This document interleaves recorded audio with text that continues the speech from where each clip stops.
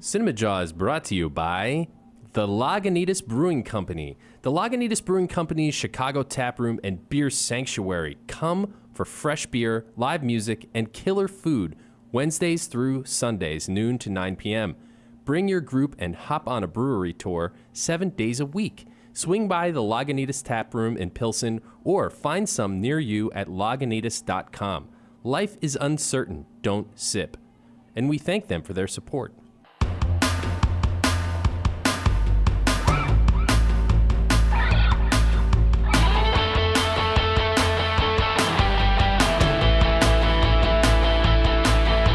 You're listening to Cinemajaw, the greatest movies podcast ever. Recorded on location at Cards Against Humanity in Chicago. My name is Matt Kay, and with me is... Rye the Movie Guy. And sitting behind the glass is Fill Me In Phil. How's it going, guys?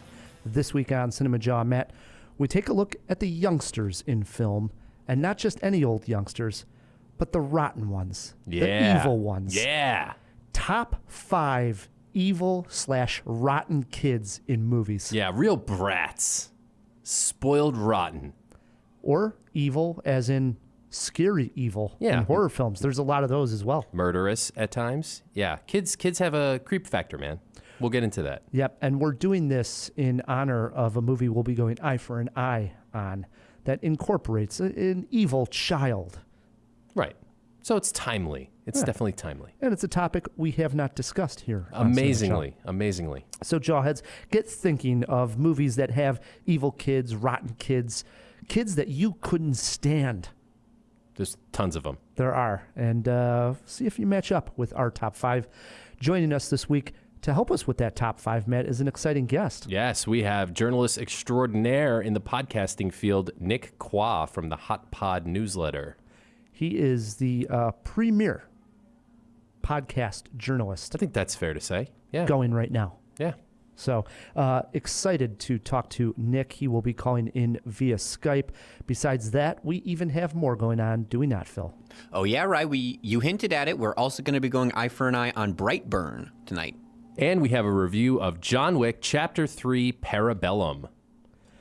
And since we are going eye for an eye on Brightburn, I thought this is a good time for you, Matt, to take Nick on in Brightburn movie trivia. Think of movies with bright and burn incorporated in the title. All right. I will. Sound good? Yeah, sounds good.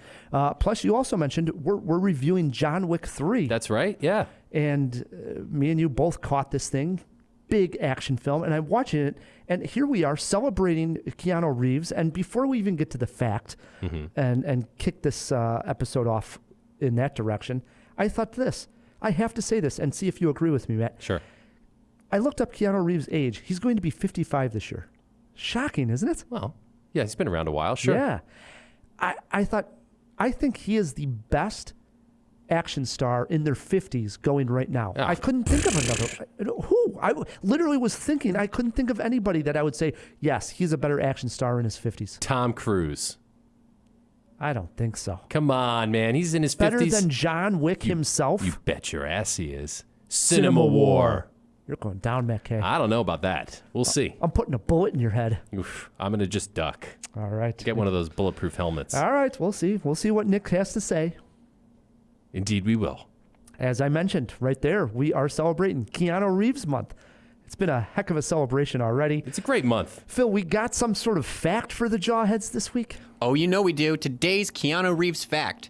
Keanu actually has a cameo in the Jordan Peele and Keegan-Michael Key action comedy Keanu, where he voiced the eponymous kitten. Keanu director Peter Atencio revealed that the filmmakers had contacted Reeves' management about Reeves appearing in the film, and they declined on his behalf. However, Keanu's sister showed him the trailer. Reeves then contacted the filmmakers directly about appearing in the film. Since the movie was basically completed, they decided to have a scene where he voices the kitten. That's awesome. That is awesome. Hey, I've never seen that film, Keanu. I didn't see it either. Anybody in this room? No. I didn't even know it was a film. If the Jawheads have remember seen it. Yeah, I remember when it came out. I have not seen it. Maybe I'll write that one down in my journal. Now, here's the thing. Do you guys go Keanu or Keanu? Keanu. When I'm saying his full name, I usually say Keanu Reeves with the O. Well, when I just say his no first O. name alone, I say Keanu. Isn't that weird? I say Keanu a lot too. Didn't Unless know? I'm reading it. Keanu Reeves? Yeah. I think that's the common mispronunciation of his name. Wow, I can't believe I pronounce anything right ever. And I always say Keanu Reeves. Yeah, it is Keanu. Yeah, of course it is. Well, there you go, Ryan. You pronounced something correctly. All right, interesting fact. Nonetheless, I'm glad we got that out of the... Maybe I'll check out Keanu the movie. We have been doing imitations of the famous line of Keanu Reeves, which is simply a whoa in many different forms. Matt, if you'll recall, did his off of the very slow Bill and Ted's version. Then I took my crack at it last week, and I did The Matrix, which was a much quicker action-type whoa. Phil, did you find another whoa that Keanu does? I did. It's another Bill and Ted one, but it's a different one than the one that Matt had done. But it's another whoa. It is another whoa. How many woes does this guy have? Oh, there are so many shades of woe, Rye. Okay, so this is Phil's week to do an imitation of Keanu Reeves. First, play the clip of Keanu's whoa. That's a slow, drawn-out whoa. Wow. That's a tough one, Phil. Are you up for the challenge? I will do my best. Matt, a small drum roll, please, for Phil. Whoa. Damn good. Really good. Wow, he nailed Wow. it. Wow, I'm definitely the worst. I think that was the best one. I have age on my side. I think Matt brought that up the first week, too. Yeah, that's man. true. Maybe we'll ask Nick to do a whoa as well. See what Well, he's I think got in the cannon. We should. Yeah. Oh man, this is a great show already. Indeed. Let's get it rolling even further, Matt. So without further ado, we bring in our guest. Nick Quah is the premier podcast journalist in the United States, maybe in the world, Matt. Whoa. He writes for Hot Pod News. You can also find his writings in Vultures and New York Magazine. Nick Quah, welcome to Cinemajaw. How's it going? Good. Nick, where are you calling in from? Where are you Skyping in from? I'm actually calling in from New Haven, Connecticut, where I live right now. Oh, all right. A fellow East Coaster. I'm also from Connecticut. Not for long, because I'm going to actually move to Idaho in a couple of months. Idaho? What's out there? We'll find out. The podcasting capital of the world, Idaho. You got to go to empty space to build something new, you know? This is true. Well, yeah, good luck on the move. Thank you. Yeah. So, Nick, as you heard, I called you the premier podcasting journalist going right now. How did That's you get awfully kind of you. how did you get involved in even sort of like writing about podcasts? Because not a lot of people were doing it or are really still doing it, being the focal point of their content. Yeah, the short version of the story is that I was just really bored at work one day. So I had been listening to podcasts for a very long time since I actually moved here to the States. I'm not American, so I didn't come from a place with much of a tradition in sort of narrative radio or talk radio even. And when I moved here in 2008, I just bumped into public radio one day, and I just kind of sort of fell in love with audio documentary, and I sort of realized that I couldn't really get that unless I downloaded onto my then iPod or iPod Shuffle from the internet, or specifically iTunes, to like listen to them.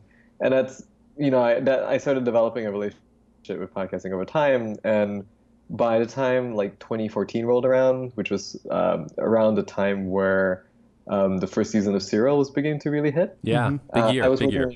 Big year for this entire business, I suppose. I had been working in a newsroom at the time, my first sort of writing gig, and I wasn't really happy at it. And Serial had gotten all these attention and news writings about it, and it was one of those things where I was reading the coverage, and I kind of felt like the people producing the coverage did not quite understand what it was, and I felt like I did. So I started a newsletter for fun, and it just didn't stop. And now it's my full-time job, and it's my life. It's insane, but it's been a crazy couple of years. And that is, of course, Hot Pod News. How many subscribers are reading Hot Pod News these days? On the free side, so I did two different products. One is the free Tuesday newsletters, and one is a paid product. The free one has tens of thousands of readers and subscribers right now. It's also syndicated on Neiman Lab, which is sort of an I want to say like a journalism innovation blog, and I don't really know how many people read off those, but I like to think about it as tens of thousands, if not the entire podcast industry. Yeah, it's definitely big, man. I mean, for people who don't know, like Rye the movie guy here, you break some of the big scoops in podcasting, and there are some big ones like Gimlet getting purchased by Stitcher. Or was it Stitcher? Spotify. Spotify, thank you. Stuff like that. So, obviously you can't reveal your sources, but I'm just wondering, like, how did you get so interconnected with some of these increasingly big companies? It's a really good question. It's one of those things where I started reporting or writing about podcasting and the growing industry at a time where it still felt really accessible. And so I think it was also a time where not almost nobody was writing about podcasts. And I think the people making podcasts and the community that sort of formed around it kind of felt themselves to be seen for the first time. And it just produced a lot of people. It just kind of caused a lot of people to reach out and become sources, and people feed me information. And it's kind of like a really organic, journalism source building process. I do notice that like it's coming a little bit more complicated these days, especially as the industry gets bigger, and you have companies like Spotify and New York Times playing around now, and everybody has secrets and everybody's incentivized not to speak freely anymore. So I feel like the nature of my reporting has changed accordingly. Well, I'm curious, have you ever gotten a hot tip? I mean, especially recently with all those changes you just mentioned, that really gave you pause, that you were like, oh man, I don't know if I can report on something like this. Oh my God, I get that like a lot. Really? Yeah, I do. There are a lot of tips that I'm just not in a good position to report out, especially like stuff that's really sensitive, like personnel turnover that is of an unsavory nature, for example, Sure. or information that I need like actual records for. I usually try to kick them off to a bigger news organization to cover, and there are more websites and like more newspapers these days that's willing to do podcast coverage. Mm-hmm. And so I feel like I don't have a lawyer. I'm not Right. legally protected, so I'm not. There are some fights that I can take, and there are some fights that I'd rather pass it on to somebody that's bigger. That's cool though, man. It's very interesting reading Hot Pod and feeling like you're in on the first floor of the scoops. So kudos. Yeah, the ideal is like it's a gossip rag that's thoughtful and informed, but at the heart of it, it's a guy telling you a story about this community at a bar. That's the hope of the thing. You did mention Serial, which was this just juggernaut of a podcast, sort of a turning point in the podcasting industry that we're in. Is there something that's under the radar that you would say, hey, this could be the next big thing, maybe a scoop for our listeners to check out? That's a really good question. It's actually the unfortunate thing that I have to say is the first half of 2019 has been a remarkably quiet year, and I've been sort of on the lookout for a podcast that I think might hit. I don't think there's one that's a secret hit just yet. I still think that it's very much a nonfiction space. Like documentaries tend to be the thing that sticks the hardest. And I'm really fascinated by Dan Taberski's work. He, of course, did Missing Richard Simmons back in 2016 or 17. Oh yeah, I love that one. And that just like ran. But he's produced two follow-up shows that are very sort of Alex Gibney-esque in its sort of approach to documentary. And I don't think his current show, which is about essentially the show Cops, his current season is going to hit as hard.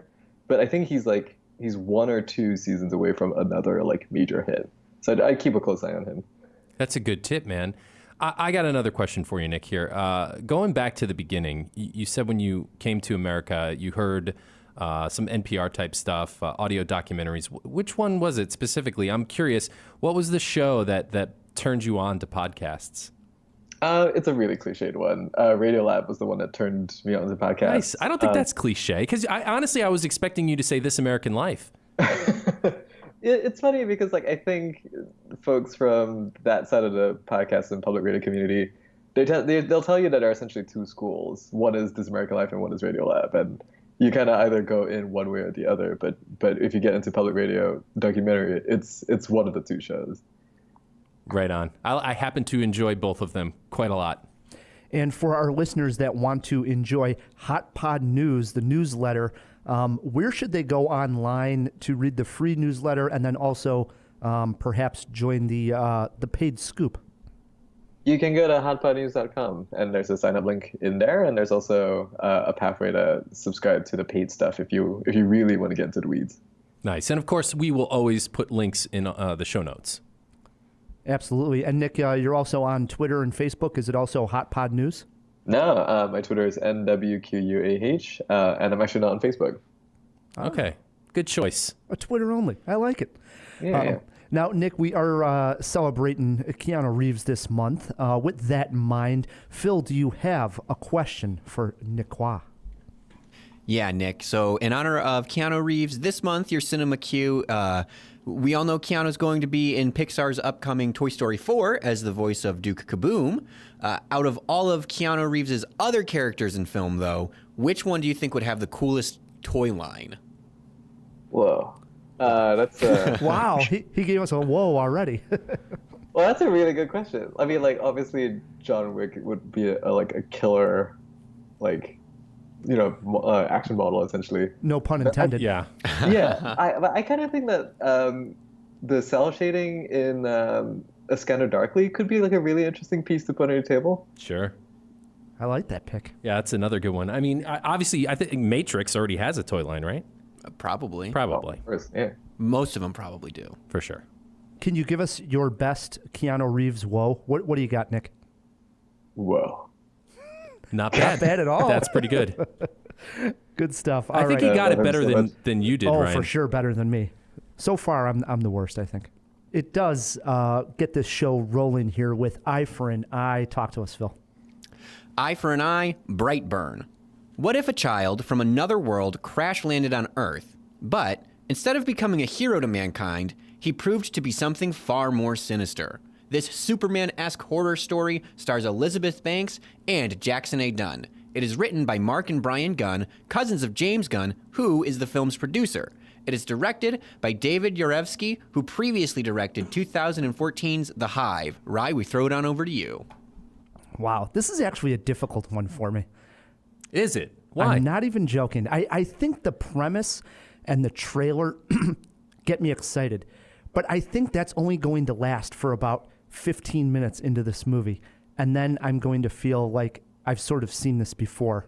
I'm giving this one a shocking ignore. Matt. Okay. First of all, I don't know how unique or original this premise is. This is something that's been explored in many, many comics. And doesn't it seem like they're trying to make it sound like it's so unique? Yeah, it's not. I mean, Red Sun springs to mind, where Superman crash landed in Soviet Union during the Iron Curtain era and became a Soviet superpower instead of an American one.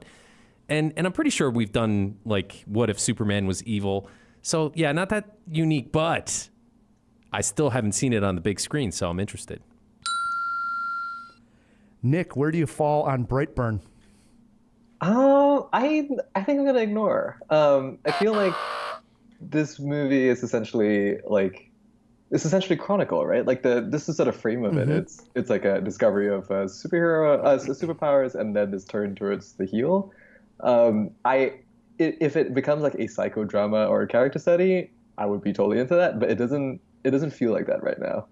No. Yeah, and I'm glad you mentioned Chronicle, because I think Chronicle did it really well. And it wasn't just focused on somebody turning evil. There were, 3 kids that were trying to do the right thing. So you sort of got the whole package in that movie. I don't know. Phil, where do you stand on Brightburn? Interested or ignore? Matt, I think you're on your own on this one. I also am kind of thinking to ignore it. And my reasoning, because I keep comparing it to We Need to Talk About Kevin or something like that kind of movie. Ooh, now that's actually an interesting comparison. But to me, I think that's a way more interesting film than this one, at least in my opinion. You're probably right. This looks like straightforward horror, like Superman's evil, he's the horror villain. I think that could be interesting, so we'll see. We'll see. I did throw this question out onto social media. Right? Oh, did you? Yeah, I put it on our Instagram feed. As of this recording here, Matt, on Instagram, this is pretty interesting. The vote in so far, 54% of the jawheads are voting ignore. Wow. 46% are saying interested. Now, I also did throw this out onto Twitter, and let's see how the Twitter jawheads responded here. Completely different. 79% of the vote interested. Wow. 21% of the vote says ignore. And with that, just a couple of comments that came in on this one. One of them, Jeff Dutch, who's at Jeff Dutch on Twitter, says, I'll watch it when it comes to TV, mixed review. Another Mr. Fabulist on Twitter says, how about option C, Netflix filed under the category, oh yeah, I forgot about that one. That's probably where I'll watch it too. Although, likely to get out to see it, to review it. Otherwise, that's what I would have done. It's a Netflixer. I think we'll get a review. It's totally a Netflix show. For sure. Yeah. Crazy. Speaking of new movies, Matt, me and you got out and caught John Wick 3. Yes, John Wick Chapter 3, Parabellum. In 2014, what should have been a direct-to-streaming dud of a Keanu Reeves action vehicle somehow achieved a cult status. Several years later, a sequel built upon the world set up well by the first film and more than doubled the body count. It makes sense then that the latest entry, John Wick Chapter 3, Parabellum, was a highly anticipated film. But will it live up to the hype, or is this machine gun out of bullets? Ryan and I put on our bulletproof suits and headed to the movies. You have no idea what's coming. Mr. Wick broke the rules. I trust you understand the repercussions if he survives. John Wick, excommunicado, is now in effect. You shouldn't be here. Nice suit. Good to see you too. If you don't know John Wick, then this is not the film to start with, as it deftly jumps right into the action, picking up mere seconds after the end of Chapter 2. Our hero, John, has been excommunicated from the Assassin's Guild known as the High Table for killing one of its members, on protected soil, no less. Now, with a $14 million price on his head, he's trying to get back into the good graces of the High Table, but he needs to call in a few favors. The first two acts of this movie, if you can call them that, work very well. The film quickly flies from action set piece to action set piece, and they're all good, strong, bloody action fun. Strung in between each action scene is a brief interlude or vignette that serves to move the plot along well enough and deepen the legend of John Wick and the world he inhabits. Where the gun jams is the third act. After risking life and limb, literally, to clear his name with the High Table, Wick is given a Sophie's choice. I was utterly disappointed in where this takes the character, even though it was fun to get there. Flip-flop plot of the year. There are also a ton of annoying questions about just what his motivations are and how this global assassin's economy actually works anyway. In addition to the coins and the markers introduced in the first two films, Wick obtains a ticket which allows him to get out of the country to one of the best action set pieces of the film that includes dogs in flak jackets and Halle Berry. But it makes you wonder, how many more of these little trinkets exist and how does everyone keep them all straight? It's kind of silly. But then again, I guess this is an action comedy. I like it. The action is intense, fun, and over the top. The world is silly but interesting. It has flaws, but only if you leave your brain plugged in, which obviously you should not, Ryan. Wow, I really agree with you on this one. I wrote this down here. I have to say, at the top, the first thing I wrote down, that the movie starts on a 10, on the level 10, when it comes to the energy and the fun. And that is actually very strange for a movie to do that, to start off right at the top, because then where can it possibly go? Can it really sustain a 10 the entire time? And then I question myself as a moviegoer, can I sit through a movie that can sustain a 10 the entire time? Because I felt like I needed a glass of water about 20 minutes into this movie. I mean, it just, boom, it goes, and it was a total blast, right? But in my eyes, the best part of the entire movie is the opening 25, 30 minutes, and from there, it actually does start to slow down. The third installment is able to somehow supply more action in general than the first two films, I think, in combined. I don't know how they keep upping the ante, but I don't know if necessarily that's always a good thing, because that third act, I don't know. It just starts to become redundant, the action. Yeah, because like, who are the good guys? Who are the bad guys? Who cares at this point? Yeah, and you can only see so much of this. Yes, it's slightly different kills, but in general, it's the same type of action that you're seeing for 90 minutes to 2 hours. And after about an hour and 15 minutes, it's like, well, geez, we've seen a lot of this already, and it just keeps doing it. It was insane. Pretty much after the Morocco scene. Correct. Yeah, and I don't know if I even liked the Morocco scene Same, at all. I same. thought it was completely out of context with the rest of the movie. It just, what? Now all of a sudden John Wick's in the desert? And it's only for a brief scene, and then he's right back to New York? It was really odd. Didn't like that at all. Where John Wick, the first one, gave us an interesting character looking for revenge. Then John Wick 2 was able to take that character and world itself that he exists in and expand on that. But then the question is, what did number 3 really do? And I think that is where this movie fails. It didn't advance the world or the character enough. Or at all. Like the second one did. Yeah. So, yes, it was a total blast. Yes, I had fun, as I'm mentioning at the top. It had some amazing action sequences in this movie. But at the end of the day, what did this really do for the character or world, especially when you think what they were able to accomplish in number 2 that got us so excited for this third one? Right. You know what it did? Set up a sequel. And that is where I was really, really, really disappointed with this one. No closure. I went into this thinking... I wasn't even thinking there was a chance for a fourth, or if there was going to be heavy closure to this arc, and then it was going to open maybe other doors. Not the case at all. Nothing is resolved. Nothing. Did anything get resolved in this movie? Is that a spoiler? We should do a spoiler lounge on this. Let's do a spoiler lounge, because I actually have more questions. I don't think that is much of a spoiler.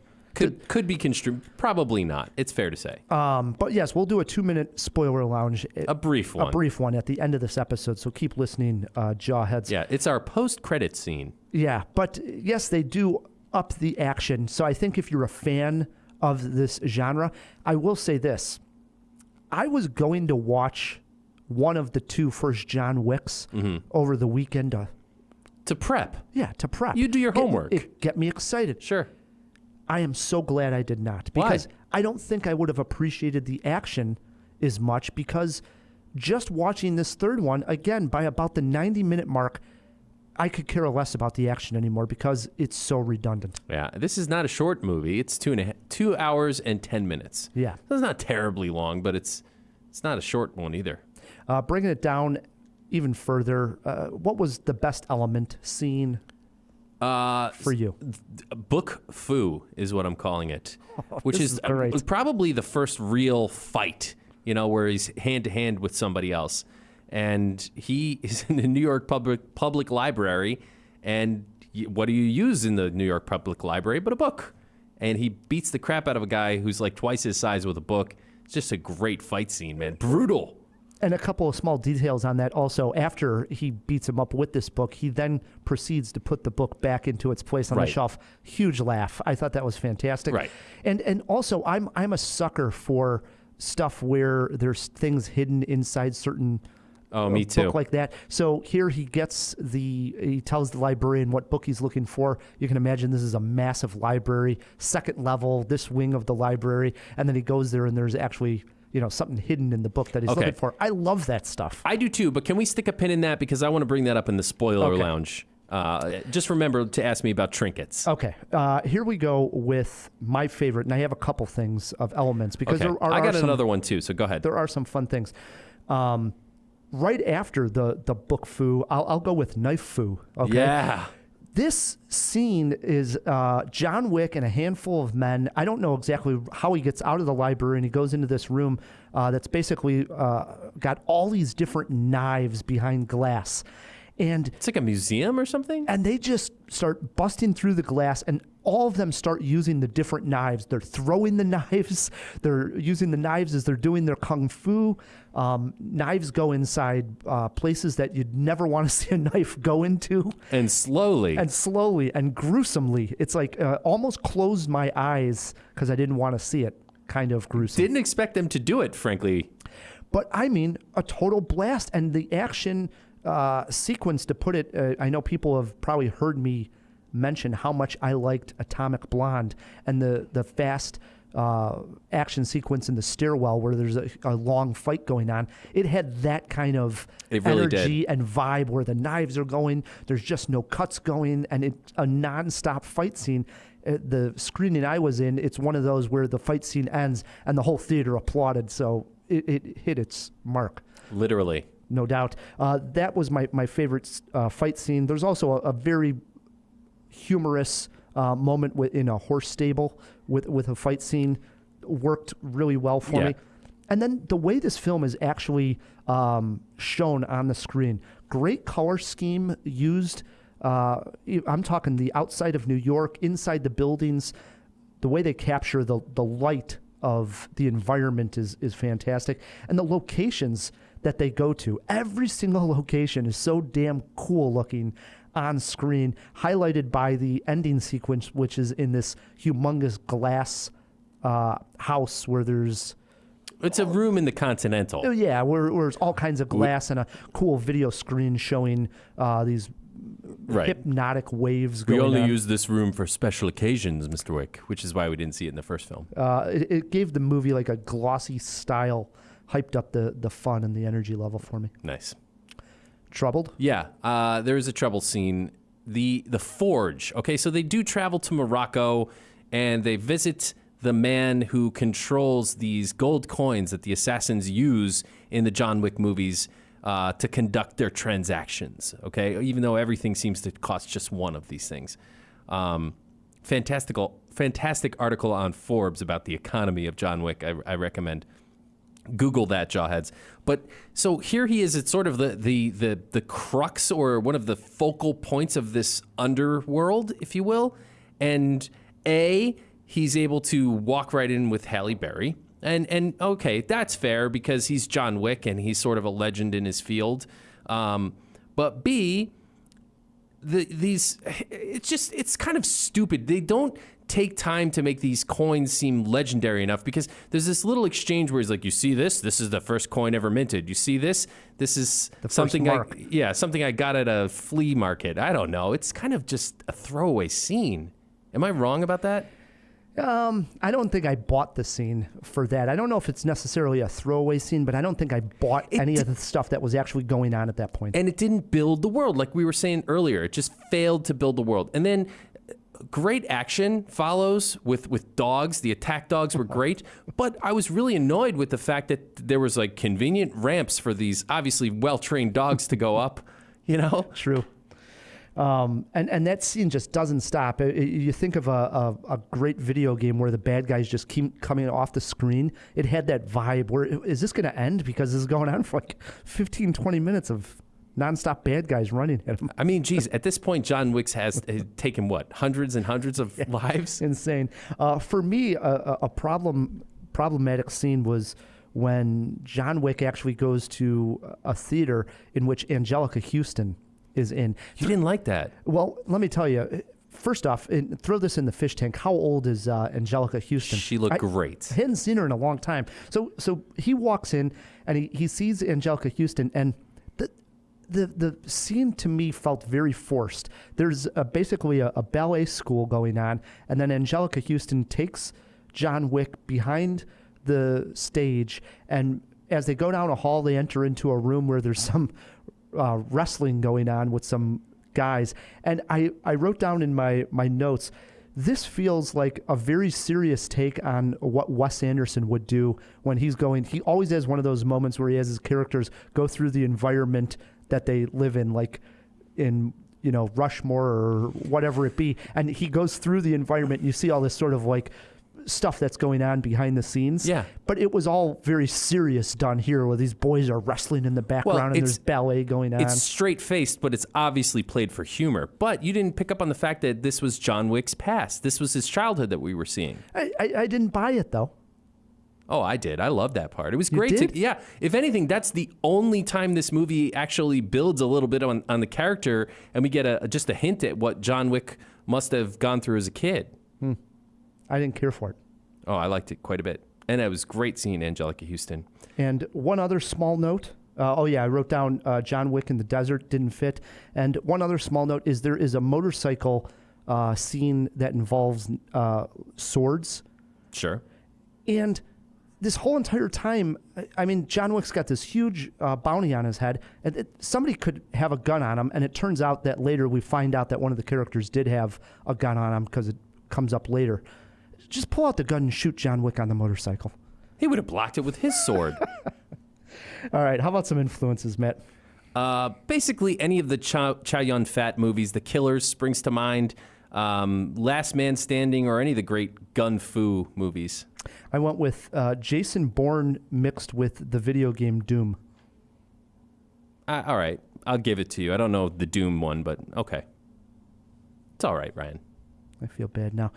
What'd you learn here? Anything? Can you learn something from a John Wick Yes. movie? Oh, I did. I learned something. Here it is. Ready? Security, even in an assassin's guild, even in the place where they make the money in the assassin's guild, security will not search your dog. I know, that's ridiculous. Good place Wasn't to that hide. ridiculous? I mean, no spoiler. This is right in the trailer. She hides a gun in her dog's little flak jacket, armor he's wearing. And it didn't get searched. Yeah. For me, I learned that Jeff Bezos of Amazon fame. Yeah, the CEO, yeah. Yeah, he has a lookalike out there, and he's a martial arts actor. I thought the bald guy who fights Keanu at the end inside that glass room looked like a weird version of a Jeff Bezos. Bezos? Yeah, I mean, that's actually pretty good observation, right? For a little while, I thought it was actually him. I thought, oh, maybe he's financing this movie just so he could be an action star. That guy was actually really good. Oh, yeah. It was pretty funny. He was hilarious. It was a good, like, tongue-in-cheek action and funniness to it. I like that. Very much so. That was a good fight. How about a movie poster quote? John Wick 3 will pierce the armor of the toughest critic. Put another round in the chamber. I went with this movie, warning, this movie may cause Wick fatigue. Yeah. How many Jaws? It was still fun, I man. agree. It's 3 Jaws. I went 3 Jaws also. I'm giving it a tough time, but I think I'm giving the series at this point a tough time because there's clearly going to be a 4th. And I can feel my excitement level is not going to be nearly as high for number 4 as it was going into 3. And I think it's just going down. I think it peaked here. And this is a 3-Jaw movie. I recommend having fun with it. Just not going to be that excited for this to keep going on. Well, they really need to build on the world. That was clearly the strength of the first 2 movies, and they sort of let that lapse here, so. All right, Matt, we will talk just briefly more about John Wick Chapter 3 in our spoiler lounge at the end of the episode. So if you've seen John Wick, stick with us after the credits roll here on Jaw. All right, Matt, no real evil kids necessarily in John Wick 3, but there are obviously in Brightburn, and that is our topic this week. Nick, with you being our guest, we like to ask, was this a difficult list to come up with or a fun one? This was incredibly difficult and fun. I have a really obvious top pick, and I have 2 kind of hipster picks here, but I just want to sort of shout out like just how conceptually flexible this is. There's like a subcategory here of like evil, ghostly kids, but there's sort of like problematic child category. Yep. Which kind of like flexes the genre that you can pull from. Like I was really tempted to put in Charlize Theron's kid in Tully, even though it's like not the central the focus of that movie. But this is like it was a really hard one for me to crack from the top down. All right, what do you got sitting at number 5? I'm going to go with a ghostly one, Samara from The Ring, which is Nice. one of my all-time favorite horror movies, but also just a great image.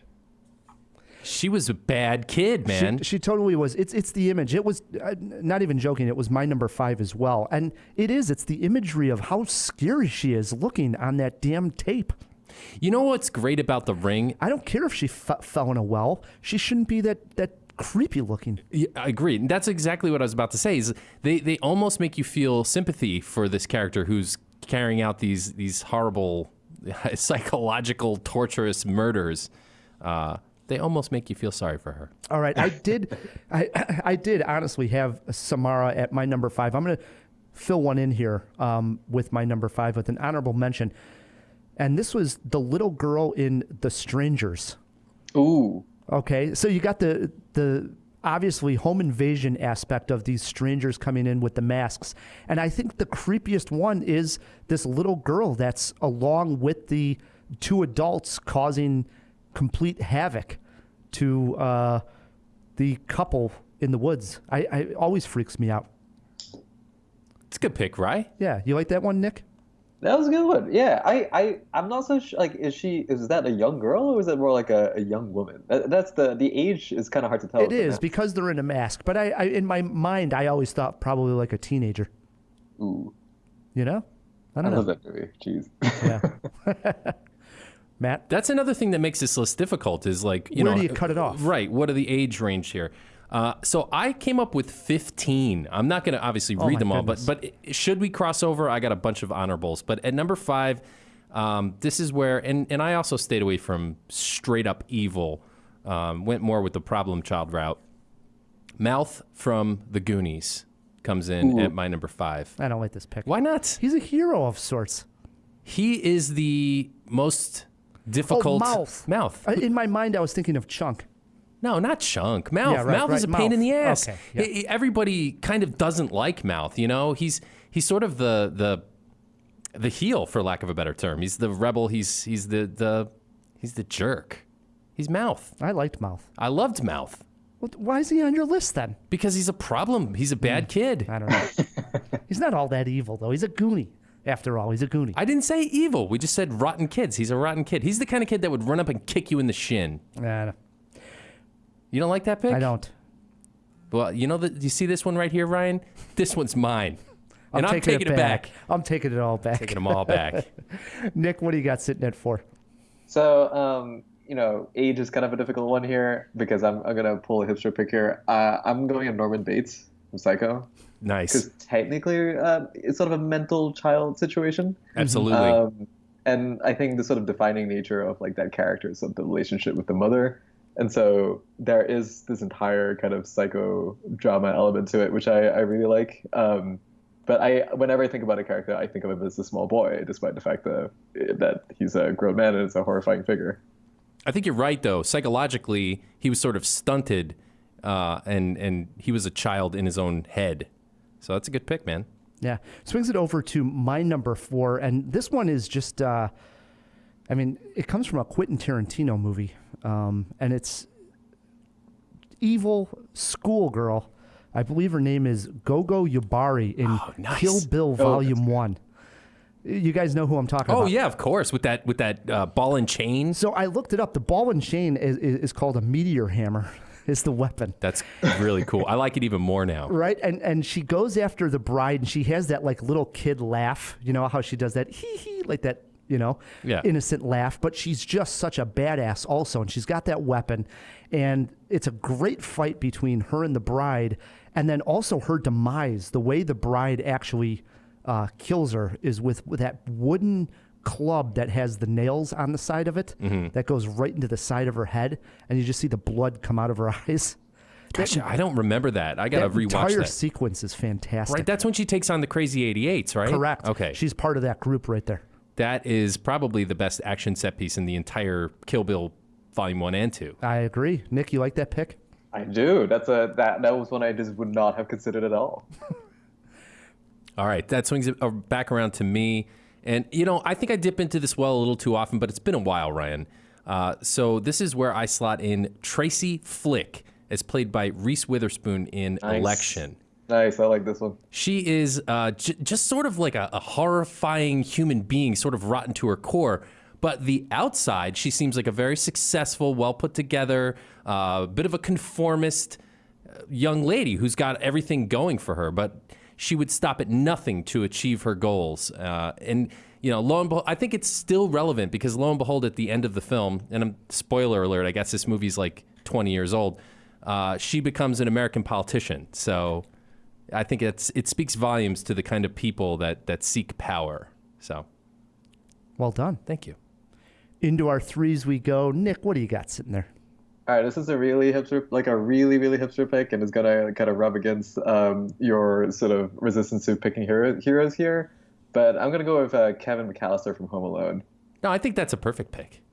I grew up loving this movie. I grew up seeing Kevin as like a great figure to like aspire to become or whatever. But as I got older and as I begin considering having children, I just think he's just a horrible kid. Ryan is wagging his head here. Well, I don't know. I mean, yeah, I agree. I wanted to be Kevin McAllister also, Yeah, but it's like he goes missing twice, and if he just paid attention to his parents, like he wouldn't have to be stuck at home alone.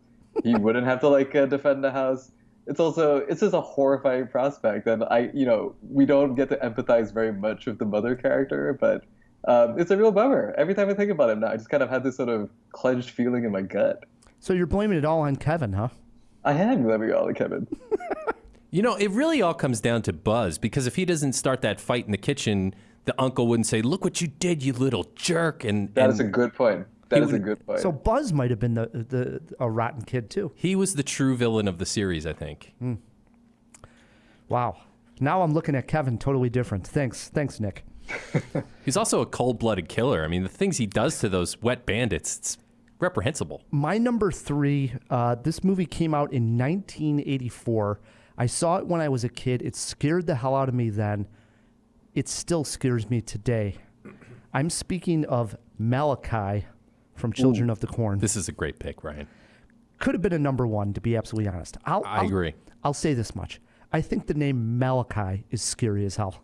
I bet you if you look at the census data on the name, it would have seen a precipitous drop after that movie came out. Or a spike. Or a spike, yeah, that's true. True. Of course, I don't have the actor's name. I didn't write it down. Throw it in the jaw box, the fish tank, I should say, Phil, who played Malachi. What's funny is he pops up as Hans in The Burbs. He's the son in Hans Kopek. Oh, yeah. Is also the same actor. And I remember here I am laughing along with The Burbs, loving the movie because it's a Tom Hanks movie. And then all of a sudden he comes on. And I'm like, oh my God, that's Malachi from Children of the Corn. He's got a creepy look. He was sort of the right-hand henchman in this movie, Children of the Corn, who ends up killing like a mechanic and then eventually takes over the gang. It's a creepy movie. It's a very creepy movie. Based on a Stephen King. There you go. The diner scene in particular, oof. Rewatched it last month when we were doing Stephen King. All right, that swings it to me. And at number three, here's one I think Phil will like. This is an iconic character from an iconic movie, Sid from Toy Story. Oh, good pick. Thank you, man. Yeah, I mean, here's a child who is displaying every sign of psychopathy, like kind of straight out of the textbook. He's torturing his toys. He's really going for this power fantasy thing and hurting people and objects. And Buzz and Woody kind of teach him a lesson, don't they? They sure do. I mean, that kid had to be scarred for life after that episode, right? When his toys came to life and spoke to him. You would imagine. I think he's going to have PTSD until the cows come home. Knowing Pixar, we'll probably have a movie on that. He was reprised in the later films, right, Phil? Not that I remember. Huh. Wonder what ever happened to Sid. Who knows? I like the character, though. I agree. Into our twos we go, Nick. I'm gonna go for the icon I send Reagan from The Exorcist, or The Exorcist rather. Yes, absolutely, man. I can't think of any other image that stuck with me more from a childhood. Like I grew up watching a ton of horror movies, and The Exorcist was the one I just kept going back and forth. I just kept going back to, and it's just this notion of like, and this will tie in a little bit with my number one pick, but the notion of what would you do as a parent, and it's something that I love thinking about that conundrum. If you have a situation like this that happened to your child, what are your options? What would you do? It's like that sort of core horrifying parental situation movie, and it's an all-time character. No arguments, man. The things that come out of her mouth, both language and otherwise, are terrifying. It's stood the test of time as one of the scariest movies ever. So, great pick. We saw her at one of the comic conventions. Linda Remember? Blair? Yeah. Yeah, she's amazing, by the way. She still had a very long line of people wanting to get her autograph. And Because she's amazing. She actually did a bunch of other horror movies in the 80s. Right. Some better than others, let's just say. But I She like also her. hosted like a really interesting reality TV show that kind of put contestants in haunted houses. I remember this like somewhere in the early 2000s. She would pop up like introducing each segment, and her voice still is kind of creepy. It's great. And she wound up being such a good-looking lady, too. She's perfect for a reality TV show host. nice pick. I figured it would come up on this list. My number 2, also a horror film pick, came out in 2014. It's a smaller movie, but we did review it here on Cinemajaw. Twins in horror movies, fantastic and very creepy. Always creepy. And I thought they were played perfectly in the Austrian movie Goodnight Mommy. Oh man, that's awesome. That's a really good movie. And for the jawheads listening that have not seen Goodnight Mommy, the premise is that a mother is coming home from basically having plastic surgery, so she has bandages all over her face. And these two twins who constantly sort of talk amongst themselves and are in their own little world are convinced that the lady who is in the house with them is actually not their mother. And so they hatch this plan to basically torture this woman who they do not think is their mother. And it involves actually chaining her down to the bed. They literally start burning her with magnifying glass and the sun. Oh, man. And she can't move. Later on, they glue her lips shut. I mean, just horrendous stuff. And it's very scary because if you've ever seen like twins, a buddy of mine has twins that are like 9-10 years old, and they just go and they whisper amongst themselves, and they're talking about the adults in the room. Yeah. And there's just something creepy about that. Well, kids in general, I think, have a creep factor. They're the other. You can't completely relate to them as an adult, but twins in particular have a leg up on the entire world, don't they? They do. And Goodnight Mommy then has this amazing twist to it as well. So it doesn't go exactly where you think it's going to. Excellent horror film if you haven't seen it. Goodnight Mommy. I got to see it. I haven't caught up with that. You're recounting the plot, and I'm sending chills down my spine. I probably should have recorded this like alone at night.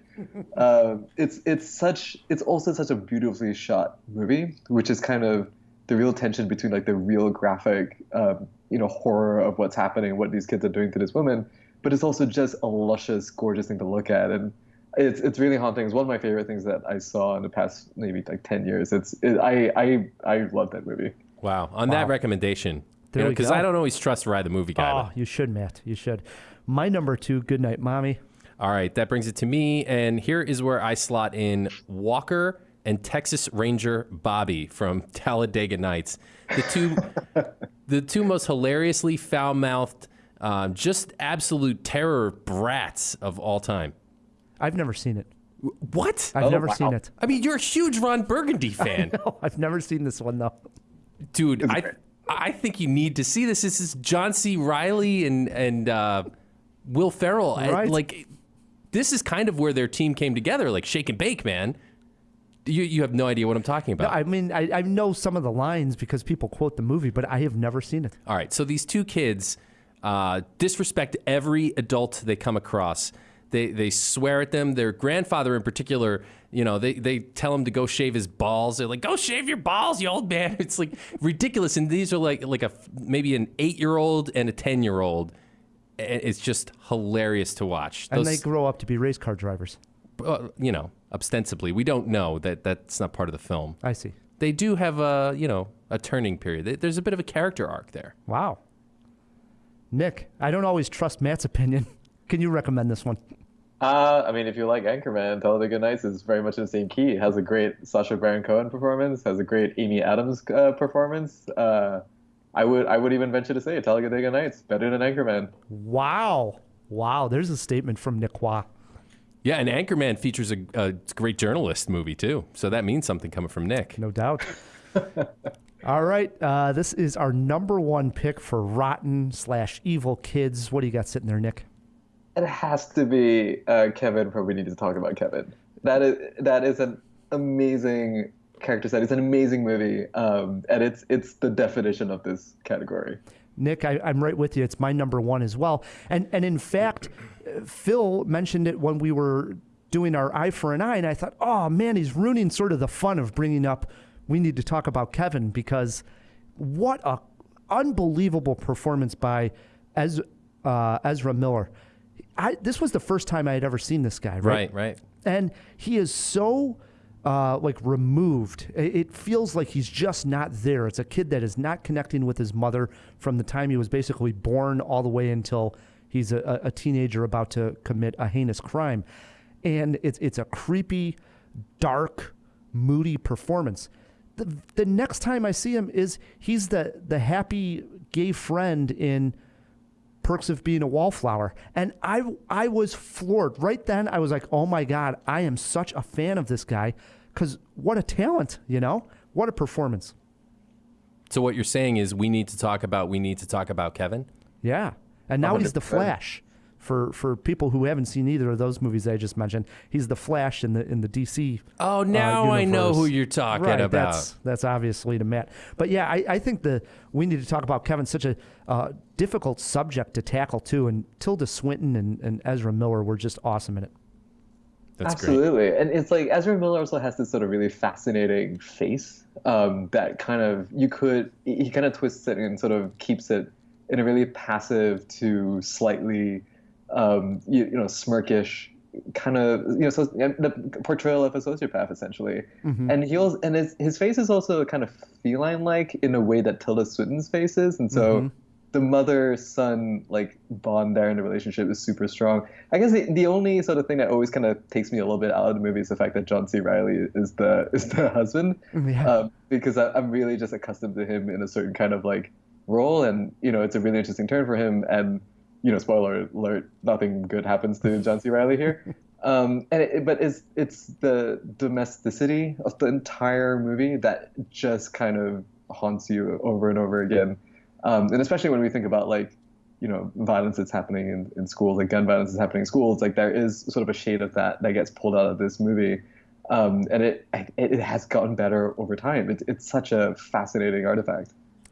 And one other tidbit about We Need to Talk About Kevin, we have mentioned the great work that Johnny Greenwood of Radiohead does with the movie scores. Yeah. This was one of his early works. He is the guy who scores the movie, and I think that helps bring that creepy atmosphere to this entire film. It's got a great pedigree, man. I have to catch up with this one. This is a good one. Me and Nick agree. Kevin from We Need to Talk About Kevin is our number one. Matt, what do you got sitting there? Nice. Well, I went with horror on this one, and I go directly to the worst possible kid of all time, the Antichrist. And I'm talking about Damien from The Omen. I mean, imagine you're giving your kid a bath and you're washing his or her hair. It's a very pleasant time for a parent. And then you kind of part the hair at the scalp, and you notice just this little 666 tattooed on their scalp. I mean, what would you do? You talked earlier about sort of parental moments. That's one for sure. When you realize that your child is the Antichrist, what do you do? And that's the question posed in this movie. Do you continue to be that child's parent and love it, or do you try to get rid of it? I don't know. I don't know what I would do. In all honesty, it's a tough one. And Damien is quite a character, man. And the guy that plays him, so creepy in the original movie. Just a creepy little kid. Love it. Any honorable mentions before we go to break? You seem like you didn't like that pick, right? Well, it's been a long time since I've seen it. Oh, okay. I remember being very creeped out by it. Don't get me wrong. And I did rewatch not rewatch, but see the remake. Mm-hmm. Oh, I love that one. His mother was a jackal. Yeah. And that one's pretty creepy as well. It is. The remake is decent, for sure. Yeah. But honorable mentions before we go to break. Oh, I got a bunch. Hit me, Matt. All right. Veruca Salt, first of all. Yes. She was a bad egg. Dennis the Menace, guys. We did not talk Terrible about movie, that's why. Yeah, fair enough. But he's not worth mentioning. He's kind of quintessential rotten kid. Strike that one from the record. All right. Go What ahead. about speaking of Macaulay Culkin, The Good Son? Decent movie. I like it probably more than most people, but I really like it. Draco Malfoy and Dudley Dursley from the Harry Potter series. Eric Cartman. Oh, interesting pick. Technically a movie. Yeah, for sure. He's a problem child, bad kid. A couple that I had down. I don't know how I felt about this one. Kirsten Dunst in Interview with a Vampire. She becomes sort of a, because she becomes a vampire. Logistically, she's an adult, but she's trapped in a kid's body. Yeah. And then Johnny Lawrence from The Karate Kid. Yeah. Ooh. More of a teen, but And then the Chronicle. I brought up Chronicle already when we did Eye for an Eye, but obviously it's just like Brightburn. So those were my honorables. Anything over for you, Nick? Well, I mean, Damien was an honorable mention for me. And like if Kevin from We Need to Talk About Kevin is in this list and he's a teen, I'm going to go over Gina George from Mean Girls, maybe. Arguably Ultron from Age of Ultron, maybe. But no, I don't have any serious runners up here.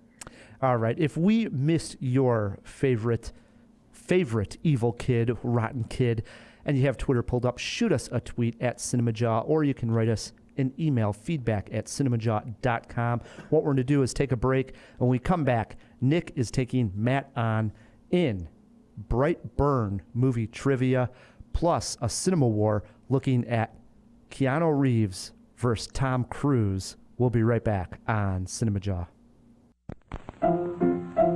Let's all go to the lobby. Let's all go to the lobby. In honor of Cinemajaw's Keanu Reeves month, Keanu meets Satan but calls him Daddy in this classic clip from Devil's Advocate. The popcorn. What did you do to Marianne? A gun? In here? God damn it! What did you do to my wife? Well, on a scale of 1 to 10, 10 being the most depraved act of sexual theater known to man, 1 being your average Friday night run-through at the Lomax's household, I'd say, not to be immodest, Marianne and I got it on at about 7. Fuck you! Oh, got me! Got me! Yes! Wow! Oh, yes! Yeah! Step on up, son! Come on, that's good! You gotta hold on to that fury! Yeah, that's the last thing to go. That's the final hiding place. It's the final fig leaf. Who are you? Who am I? Who are you? Never lost a case. Why? Why do you think? Because you're so fucking good. Yeah? But why? Because you're my father. I'm a little more than that, Kevin. Awfully hot in that courtroom, wasn't it? What's the game plan, Kevin? Was a nice run, Kev. Had to close out someday. Nobody wins them all. What are you? Oh, I have so many names. Say, Call me Dad. Maybe it was your time to lose. You didn't think so. lose! I don't lose! I win! I win! I'm a lawyer! That's my job! That's what I do! I rest my case. The chocolate bars and the candy, so let's all go to the... Hey Jawheads, it's Matt K with a quick reminder of this month's riddle. Here we go. Once I was a loner. Then I had 500 million friends. I watched them all closely with the help of Hoover. I have been called by another name and fought for gender equality too. I like hotels overseas, and I sound like a baking product. Apologies for this interruption, but who am I? Send us your guess to feedback@cinemajaw.com, and one lucky winner will get a prize pack or a chance to take me on in trivia. Good luck. To get ourselves a treat. And we are back on Cinemajaw, hanging out with Nick Quah. And Nick, now that you've become sort of the master in writing about podcasts, do you still find that you listen to just as many podcasts as you did when you wanted to start writing about it in the beginning?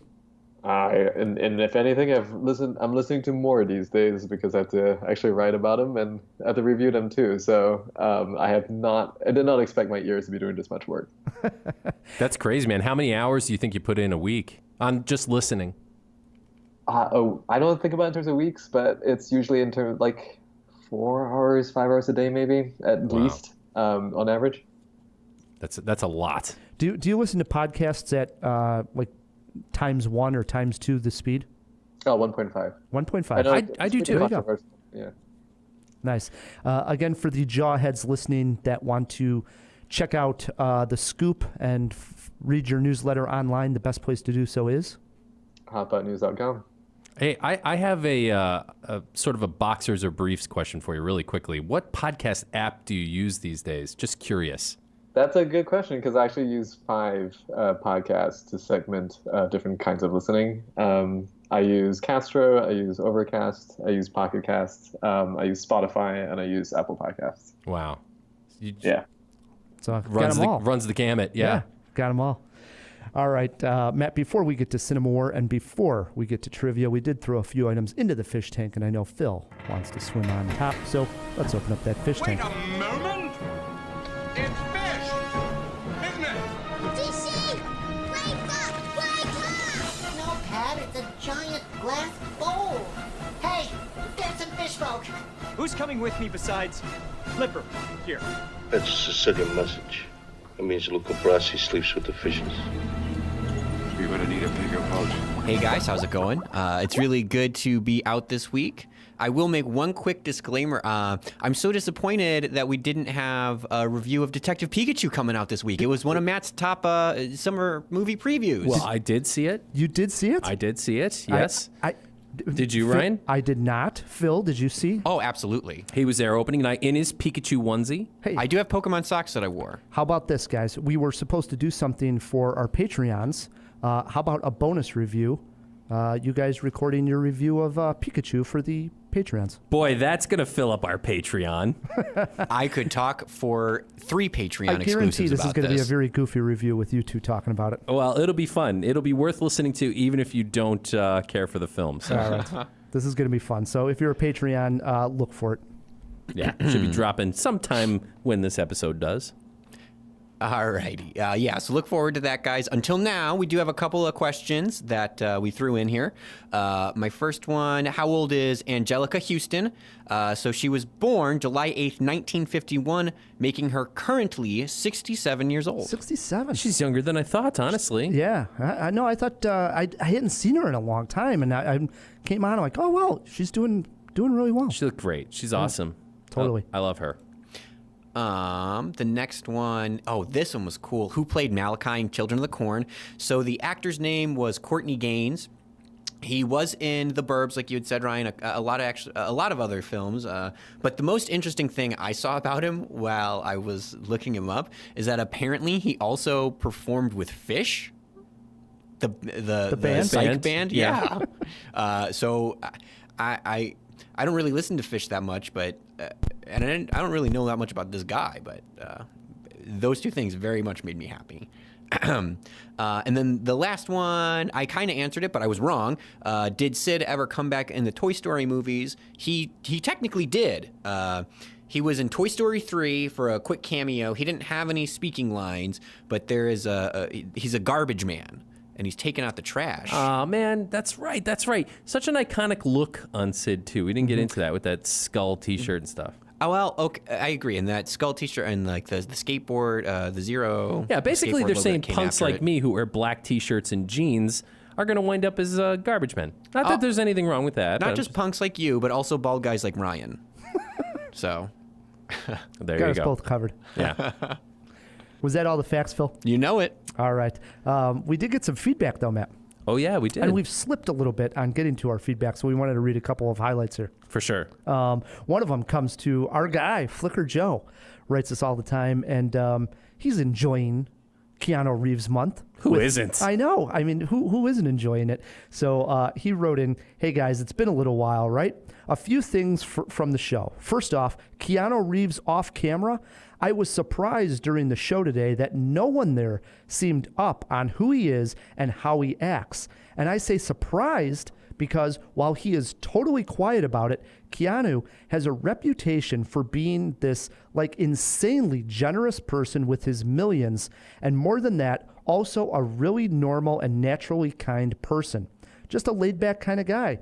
He gave a Harley, get this, Matt, he gave a Harley to every member of the special effects crew on The Matrix. He donated millions to leukemia research, and he's known for things like making friends with homeless people and automatically giving up his seat on the subway for people who need it, without making some big thing like he's this big, bad movie star.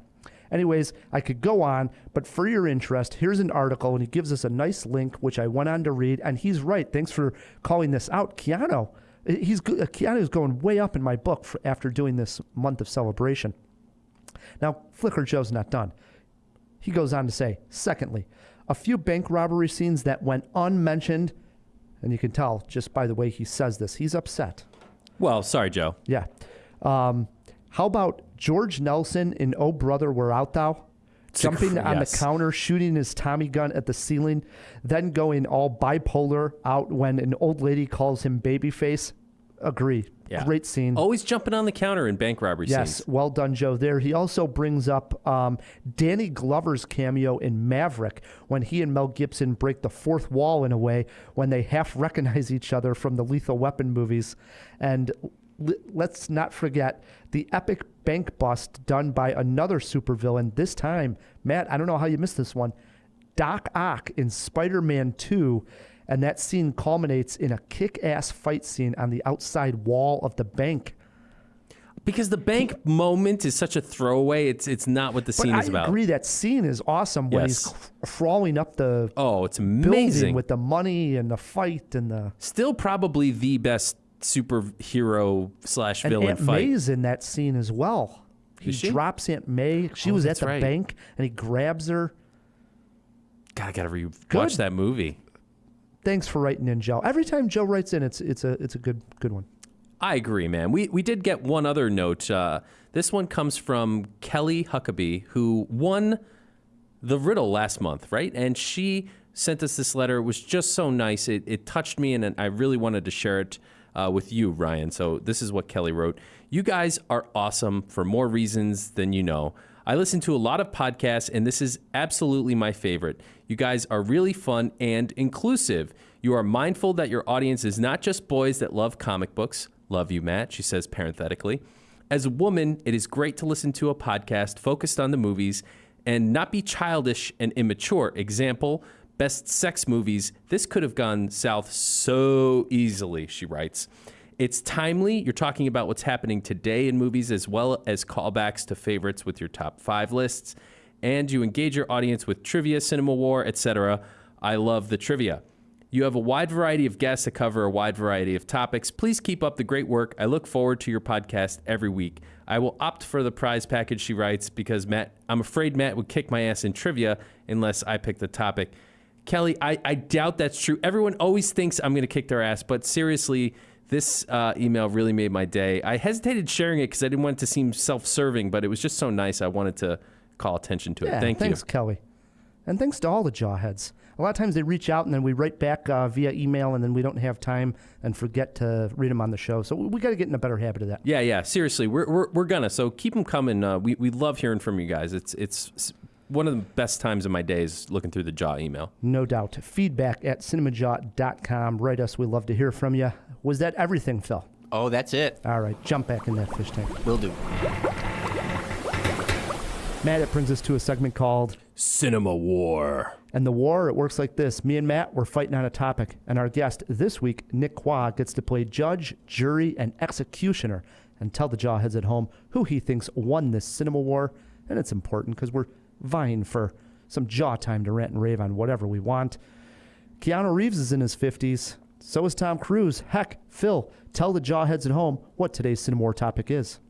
Yes, today's Cinema War topic. Who is the better action star in their 50s, Keanu Reeves or Tom Cruise? Rye, you've got the man of the month, Keanu, and Matt, you'll be fighting for the Cruise. Let this cinema war get over the hill. Whoa. Tom Cruise, the guy who has to stand on an apple box to be in frame, the guy who has old jokes thrown at him left and right in the last Mission Impossible movie, better than our man of the month, Keanu Reeves? No chance. Cruise looks out of gas in his 50s. Keanu, however, honestly, looks like he's hitting his stride with the John Wick films. Much more believable, Matt. That's interesting. We'll get back to that point. But comparing Tom Cruise to Keanu Reeves is downright laughable. Even strictly speaking, later career action, Cruise does donuts on a motorcycle around Reeves. Just in the last 10 years, since he turned 46, Rye, he's done Night and Day, Oblivion, Edge of Tomorrow, The Mummy, American Made, 2 Jack Reacher films, and 3 Mission Impossibles. And next year, he's reprising his role as Maverick in Top Gun. Top Gun, Ryan. All right, I'm glad you brought up the Mummy, because Tom Cruise ruined Universal's shot at the monster universe they were trying to create when he insisted in starring in The Mummy. The film clearly did not work because the main reason why, Tom Cruise was miscast because he was too old for the part. Who cares? I'm not saying that... I care. Look, I'm not saying that Keanu doesn't do his own fight scenes and get on wires and stuff, but Tom Cruise's annual Mission Impossible stunts have become an institution unto themselves. Hanging from his fingers over a cliff, scaling a building in Dubai, hanging onto a plane while it's taking off, or skydiving out of a freaking spaceship. That's really him up there at 56 years old. The thing is with Keanu, if you look at his career, he was slowly building as an action star, went away from it, and then came back with something like 47 Ronin, which was not a great movie, still cool to look at, got some action scenes. And then comes John Wick, his most action series to date. His hand-to-hand combat scenes are insane. The entire world of John Wick is scared of this man. They don't look at him and think he's in his 50s. They run away from Mr. Wick. His best action franchise to date, man. Hello, The Matrix. And let's be honest here. Keanu is hiding a double chin under that John Wick beard, and you can see it in a few scenes. Cruise is just in better shape, like I mentioned at the top. That's because I don't think he's human, frankly. He may just be a machine, an action star machine. All right, last point here. When I watch Mission Impossible movies, and I know Nick feels the same here, I feel like I'm watching Tom Cruise. I don't even think of him as a different character, Ethan Hunt. Not at all. When I watch John Wick, I feel like I'm watching some guy named John Wick. Credit that to Keanu. For a guy who's going to be 55 this year, he is still one badass. Don't believe me? Walk into a room with him and a number 2 pencil. I still see Ted from Bill and Ted. Hey, if this was about who was the better person, I'd give it to Reeves. The better actor? That's not what this is about. This is about who is the better action star in their 50s. Cruise is bankable, he's fearless, and for some damn reason, he is still box office gold. This isn't Mission Impossible for our judge to decide, so go Jack Reacher yourself, Ryan. This contest is as clear as night and day. Wow. Buttonheads here on Cinema War, as we do each and every week. Nick, what did you think of this Cinema War? This is incredibly hard for me because I really, really love both actors. I really, really love the sort of action movie oeuvre of both actors, but it's definitely Tom Cruise. Like, it's 100% Tom Cruise. Of course it is. I give more credit to the billionaire that's trying to kill himself to make us happy. Like, and Tom Cruise is, I think, a little bit more versatile in the sense because he is just Tom Cruise. Like, you can fit him into any setting and into any sort of action milieu, and it'll make a ton of sense. I don't think that's necessarily true with Keanu Reeves. Like he is still very much an actor, like operating as an actor, whereas Tom Cruise is a guy who like jumps into stuff that blows up. Like Edge of Tomorrow, I love it. The Mission Impossible movies, he gets better like with every sequel and every iteration, and it's always a sense of every next action movie that Tom Cruise does is bigger and better than the last thing, which is not necessarily the case of Keanu Reeves' action movies, because they seem to be more like designer, artisanal action movies, which are cool, but not exactly something that I would like give a ton of just credit for, to be perfectly frank. So I'm gonna go Tom Cruise. It burns me to say this, Matt, but you win this cinema war.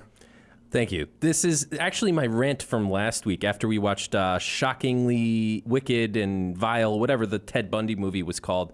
After I watched that movie and subsequent went down the Wikipedia rabbit hole, I just needed a hug. So this is what I do after horror movies and disturbing movies. I go on YouTube and I watch stand-up comedy. The weirder, the better. The more obscure, the better. And that's how I sort of cleanse the palate, right? Do you ever do that? Yeah, I like to cleanse the palate. Watch some comedy after a horror? Mm-hmm. Or like some musical performance. It's helpful to get to sleep. So I recommend that to jawheads. Wow, a nice tip from Matt K. There you go. All right. Brings us to the last segment here. Everybody likes to play some trivia here.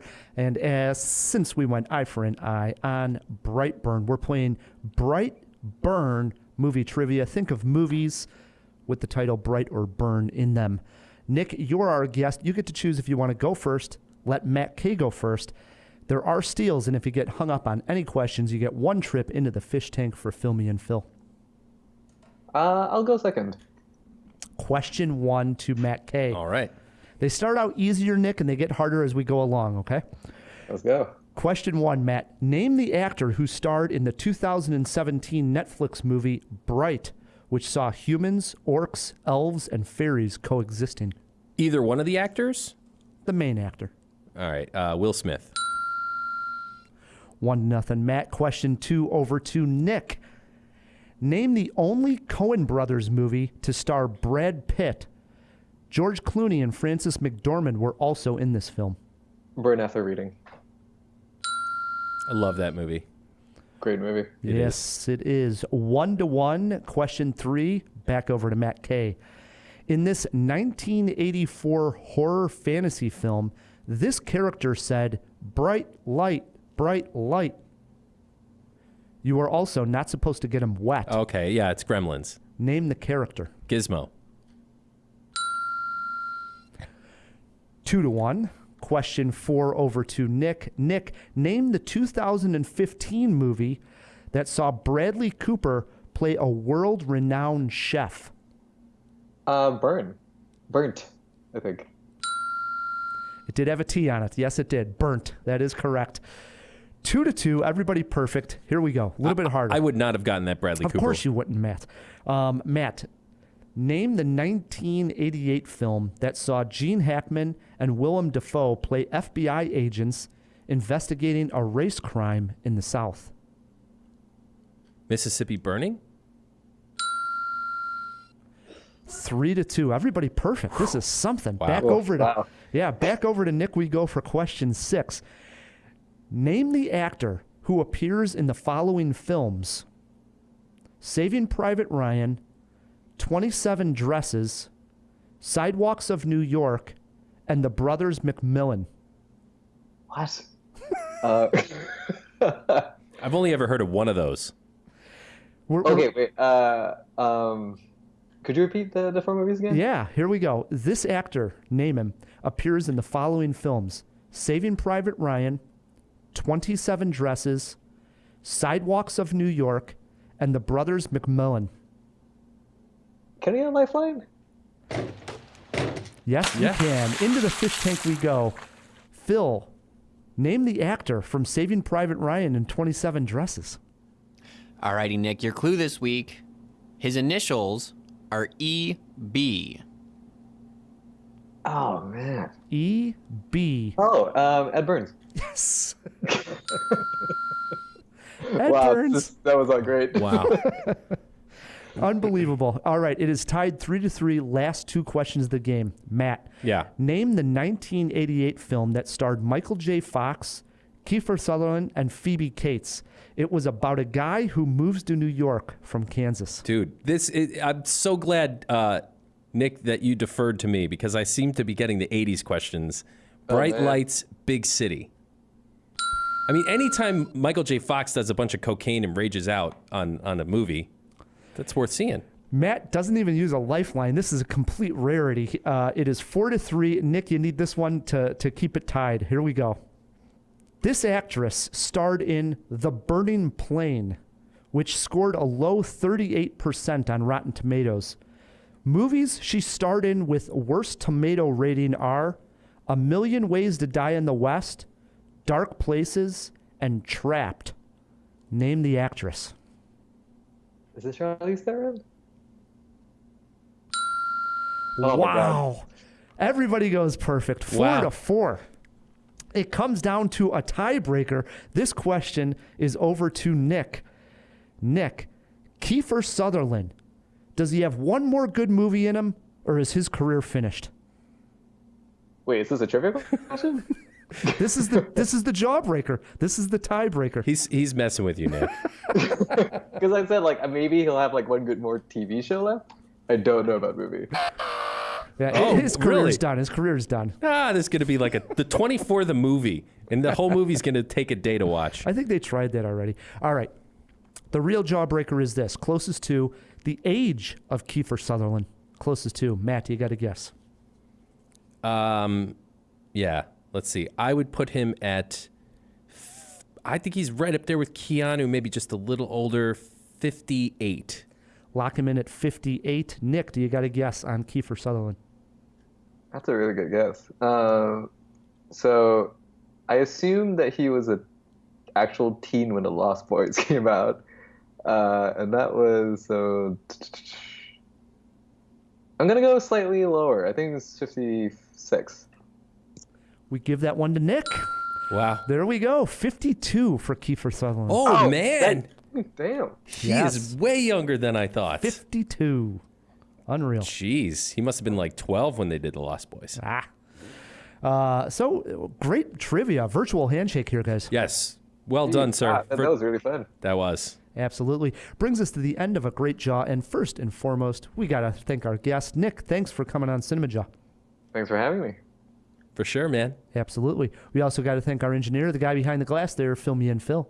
Yeah, thank you guys so much. Same thing as last week. I did want to throw. I do have a schedule for my art streaming now. It's Tuesdays at 5 Chicago time and Thursdays at 6 Chicago time. So if you wanted to tune into that, do that on twitch.tv and then look up P-Chan Art. P-Chan Art. Matt, we also got to thank our sponsors. Yes, thanks to Lagunitas and the Chicago Podcast Co-op, who help us get cool sponsors like them, Ryan. If you want to support Cinemajaw, the easiest way to do so is leave us a review wherever you're listening to this podcast. And while you're there, click the subscribe button. It's one extra click, and it helps us out tremendously. Until next week, I'm Ryan the Movie Guy. I'm Matt Kay, and keep on jawing about the movies.